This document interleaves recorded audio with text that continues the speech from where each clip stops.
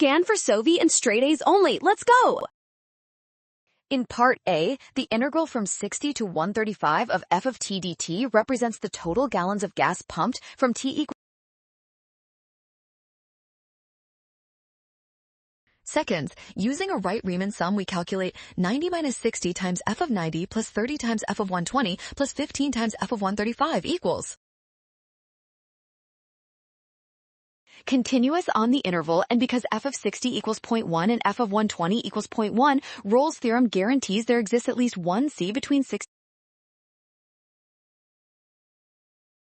is given by the average value formula 1 over 150 times the integral from 0 to 150 of g of t dt, which is about 0.0.